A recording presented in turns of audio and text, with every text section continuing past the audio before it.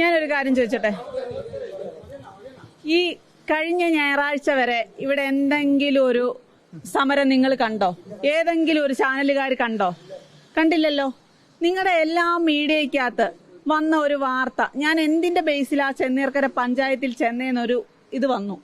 അതെന്തിന്റെ ബേസിലാ ചെന്നേന്ന് വെച്ചാൽ ചാനലുകാരും മീഡിയ എല്ലാം കാണിച്ച ഒരേ ഒരു കാര്യം, ഓമല്ലൂർ പഞ്ചായത്ത്. ഈ ഓമല്ലൂർ പഞ്ചായത്തിന്റെ പ്രസിഡന്റ് ആയിട്ടിരിക്കുന്ന ഞാൻ ഇങ്ങനെ ഒരു സംഭവം കേട്ട് കഴിഞ്ഞാൽ അത് എന്റെ പഞ്ചായത്തിൽ എവിടെയാണെന്ന് ഞാൻ പോയി നോക്കണോ വേണ്ടയോ? നോക്കണം. അതിന്റെ ബേസിലാണ് ഞാൻ അവിടെ ചെന്നത്. നിങ്ങൾ ഇത്രയും മീഡിയക്കാർ അവിടെ ഉണ്ടായിരുന്നു. ചെന്നീർക്കര പഞ്ചായത്ത് പ്രസിഡന്റ് നിങ്ങൾക്ക് ബൈറ്റ് തന്നോ? ഞാൻ ഈ സംഭവം അറിഞ്ഞില്ല. ബൈറ്റ് തന്നില്ല എന്നുള്ള കാര്യം ഞാൻ അറിഞ്ഞില്ല. വെയിറ്റ് ചെയ്യ്, ഞാൻ പറയട്ടെ. വെയിറ്റ് ചെയ്യ്. അത് ഒരു മിനിറ്റ്. അത് ആര് പറഞ്ഞിട്ട് പുറത്തു കൊണ്ടുവന്നിട്ടാണ് നിങ്ങൾ എല്ലാരും ചാനൽ ഇന്ന് നിങ്ങൾ തിളങ്ങി നിൽക്കുന്ന ആളുകളെ അറസ്റ്റ് ചെയ്തു എന്ന് പറഞ്ഞു? അതിനു മുന്നേ ഞാൻ ഇത്രയും വിശദമായിട്ട് അതിൽ നടന്ന കാര്യങ്ങൾ വ്യക്തമായിട്ട് തന്നില്ലേ?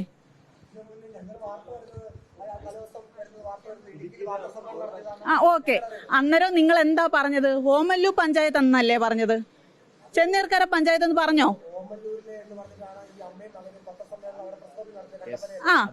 ഓക്കെ.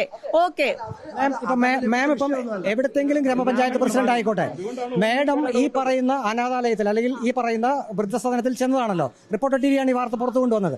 അവിടെ ചെന്നപ്പോൾ കണ്ട കാഴ്ച എന്തായിരുന്നു? അവിടെയുള്ള അമ്മമാരെന്താ പറഞ്ഞത്? അത് ഞങ്ങള് വീഡിയോ സഹിതം ഞങ്ങളുടെ കയ്യിലുണ്ട്.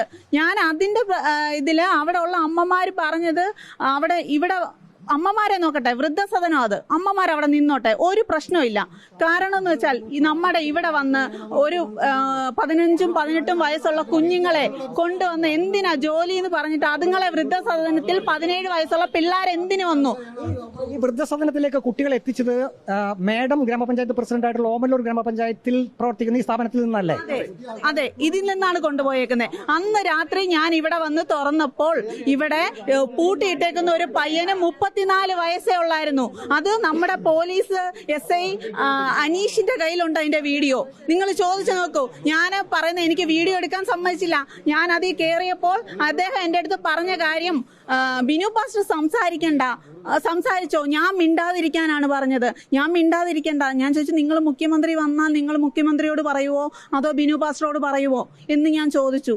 എനിക്ക് വീഡിയോ ഞാൻ എടുത്തിട്ടില്ല. പക്ഷേ ആ വീഡിയോയ്ക്ക് എടുത്തത് ഞാനും 15-ാം വാർഡിലെ മെമ്പറും സാക്ഷിയാണ്. ഞങ്ങൾ തുറന്ന് രാവിലെ അത് പൂട്ടിയതിന് ശേഷം രാത്രി 9 മണിക്ക് ഞാൻ DYSPയെ വിളിച്ച് പറഞ്ഞതിന്റെ ഭാഗമായിട്ട് മാത്രമാണ് രാത്രി 9:30 ഇവിടെ തുറന്നത്. തുറന്നു ചെന്നപ്പം ഒരു വ്യക്തി, 35 വയസ്സുള്ള ഒരു വ്യക്തി അതിൽ നിന്നതിന്റെ സാഹചര്യത്തിൽ ഞാൻ അതിന് ഇന്ന് എൻ്റെ അടുത്ത് ഇവിടെ പരാതിയായിട്ട് വന്നു. പോട്ടെ, നിങ്ങൾ ഈ പരാതി ഒന്നും നോക്കണ്ട. സ്റ്റോപ്പ് മെമ്മോ പഞ്ചായത്തിൽ നിന്ന് ഒരു നോട്ടീസ് അവിടെ കൊടുത്തു. ഈ നോട്ടീസ് കൊടുത്തതിന്റെ മറുപടിയായിട്ട് ഈ അഞ്ജലി ഓഡിറ്റോറിയത്തിന്റെ ഉടമൻ ഇവിടെ ലെറ്റർ കൊടുത്തിട്ട് ഇന്നലെ എന്റെ കയ്യിൽ ഒരാളെ കൊടുത്തുവിട്ട് എന്റെ കയ്യിൽ ഏൽപ്പിച്ചതിന് ശേഷം എന്റെ അടുത്ത് പറഞ്ഞൊരു വാക്കുണ്ട്, പല രാഷ്ട്രീയക്കാര് ഇവിടെ സമരം നടത്തി ഗ്ലാസും ഹോസ്പിറ്റലും എല്ലാം തല്ലി തകർക്കും.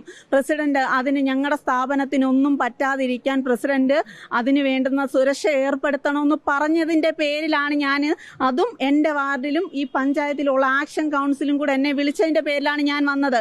ഈ 3 മാസമായിട്ടാണ് എനിക്ക് ബിനു പാസ്റ്റർ എന്ന വ്യക്തിയെ പരിചയമുള്ളത്.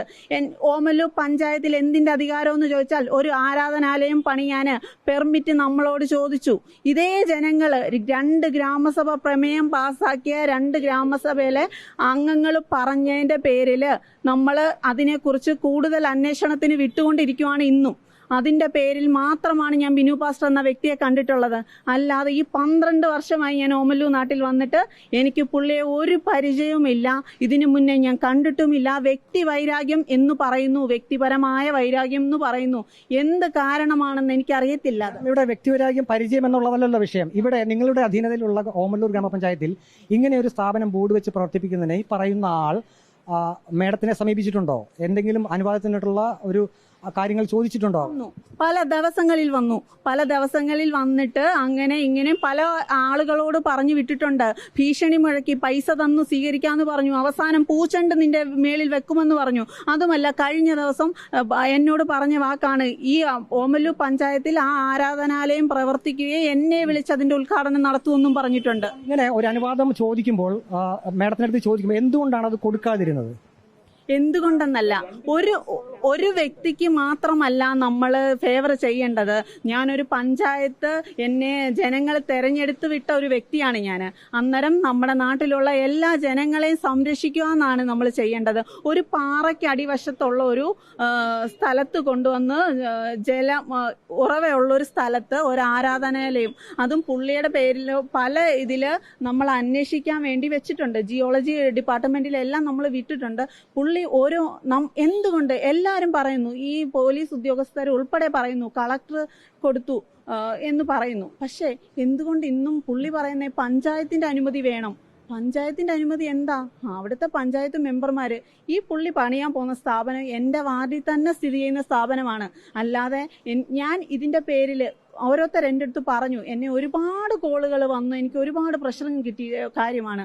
പക്ഷെ എനിക്ക് ജനങ്ങൾക്ക് വേണ്ടി ഞാൻ നിന്നത് കൊണ്ടാണ് ഞാൻ ഇന്ന് ഇതിന് ഇറങ്ങിത്തിരിച്ചത്. അല്ലെങ്കിൽ പുള്ളിയുടെ പൈസ മേടിച്ച് പെർമിറ്റ് കൊടുക്കാനായിരുന്നെങ്കിൽ 100% എനിക്ക് നിൽക്കായിരുന്നു.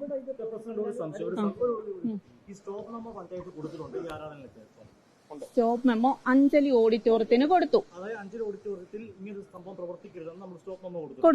അത് എന്തോ അതെ.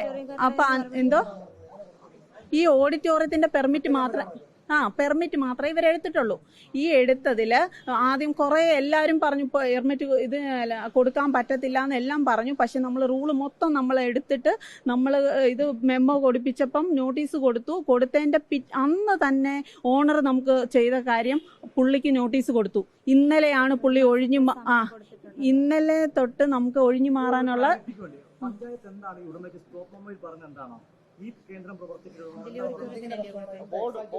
ഓഡിറ്റോറിയം എടുത്ത് ബോർഡ് വെച്ച ഒരു ആരാധനാലയം നടത്താൻ പറ്റത്തില്ല. നമ്മളെല്ലാരും ആരാധനയെ ഇഷ്ടപ്പെടുന്ന ഒരു വ്യക്തിയാണ് ഞാൻ. നമ്മൾ കൊടുത്തേക്കുന്നത് നമ്മള് 3 ദിവസത്തിനുള്ളിലാണ് നമുക്ക് മറുപടി തരണ്ടേ. പക്ഷെ ഇന്നലെ വൈകുന്നേരം തന്നെ ഓണർ നമുക്ക് നോട്ടീസും എല്ലാം ആയിട്ട് മെനഞ്ഞാന്ന് വാട്സപ്പ് വഴി ഇന്നലെ നേരിട്ടും നമുക്ക് കൊണ്ടു തന്നിട്ടുണ്ട്. 20-ാം തീയതി ഉള്ള ഡേറ്റ് തൊട്ട് ഇന്നലെ കർശനമായിട്ട് ഇങ്ങനൊരു നടപടി ആയതിന് പുറമെ പുള്ളിക്കാരനോടാണ് പറഞ്ഞേക്കുന്നത്, നിങ്ങൾ ഇതിൽ നിന്ന് ഒഴിഞ്ഞു മാറണമെന്നാണ് പറഞ്ഞേക്കുന്നത്.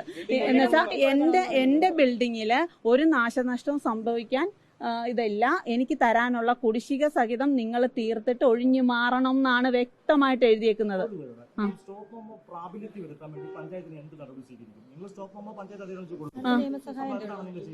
ഇനി നമ്മൾ നിയമസഹായം തേടും. ലൈസൻസ് ഇല്ലാത്ത ഇനി ഞാൻ ഇത്രയും ഒക്കെ വന്നപ്പം കർശനമായിട്ട് ഈ ഹോസ്പിറ്റലുകാരെ നമ്മുടെ അടുത്ത് ലൈസൻസിന് വിട്ടിട്ടുണ്ട്. അവർക്ക് കൊടുക്കാനുള്ള ഇതുണ്ടെങ്കിൽ, നിയമമായിട്ട് കൊടുക്കാനുണ്ടെങ്കിൽ നമ്മൾ കൊടുക്കും. അല്ലാതെ ഇനി ഈ കെട്ടിടത്തിൽ ആരും ഇങ്ങനെ സ്ഥിരമായിട്ട് ബോർഡ് വെച്ച് പ്രവർത്തിക്കുന്നു അവരെ നമ്മൾ നിയമപരമായിട്ട് തന്നെ ഇടപെടാനാണ് ശ്രമം.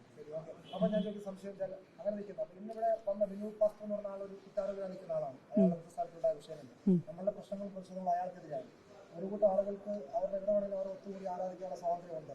അപ്പോൾ പഞ്ചായത്ത് നടക്കുന്ന ആളുകൾ ഇവിടെ പോലീസുമായി ബന്ധപ്പെട്ടിരുന്നപ്പോൾ നമ്മൾ കണ്ടതല്ലേ. അപ്പൊ ആ വന്ന ആളുകളെ പിന്നെ അവർ കയറിപ്പോട്ടെ ഏതോ തീരുമാനിക്കാൻ അവരെ ഞാൻ ഒരു കാര്യം ചോദിക്കട്ടെ. വൃദ്ധസദനത്തിന്റെ പേരിൽ ചെന്നീർക്കര പഞ്ചായത്തിൽ രജിസ്റ്റർ ചെയ്തേക്കുന്ന സ്ഥാപനം എലോഹിം എന്നുള്ള പേരിലാണ്.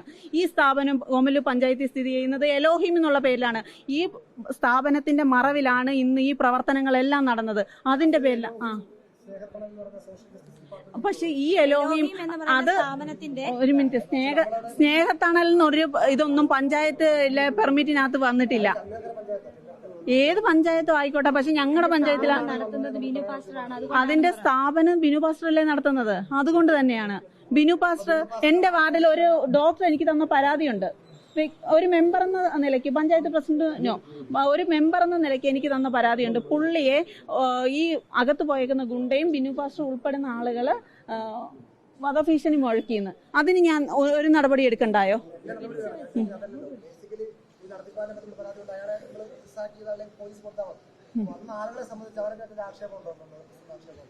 എനിക്കായില്ല, ഒരാക്ഷേപമില്ല. അവര് പ്രാർത്ഥനയ്ക്ക് വന്നത്, അവരിതൊന്നും അറിയാത്ത പാവപ്പെട്ട ജനങ്ങളാണ്.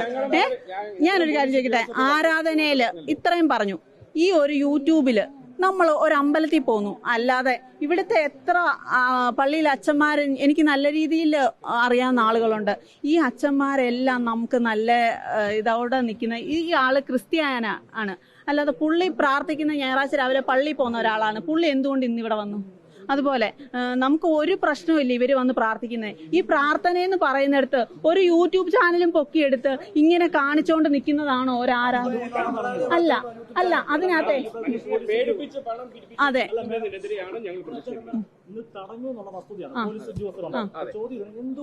എന്തുകൊണ്ട് തടഞ്ഞു? കഴിഞ്ഞ ദിവസം ഞാൻ വന്നത് ഈ സ്ഥാപനത്തിൽ കണ്ടത് ഒരാളെ പൂട്ടിയിട്ടേക്കുന്ന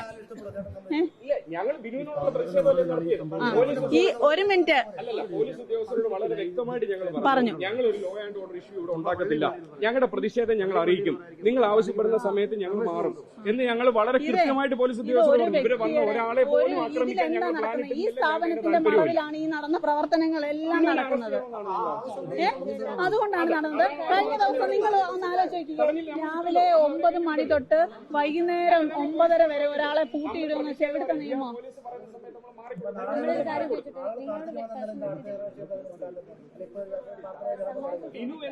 പ്രാർത്ഥന കഴിഞ്ഞ് ഇറങ്ങുമ്പോൾ ഞാൻ പ്രാർത്ഥനയ്ക്ക് കയറിയിരിക്കുന്ന ആളെ ഞാൻ ഇനി എന്തിനാ തടയുന്നേ? പക്ഷെ ഈ പുള്ളി വ്യക്തമായിട്ട് പഞ്ചായത്ത് പ്രസിഡന്റിന്റെ വൈരാഗ്യം എന്ന് പറഞ്ഞതുകൊണ്ടാണ് ഞാൻ ഇന്ന് മീഡിയയ്ക്ക് മുന്നിൽ വന്നത് ഇത്രയും വ്യക്തമാക്കിയത്.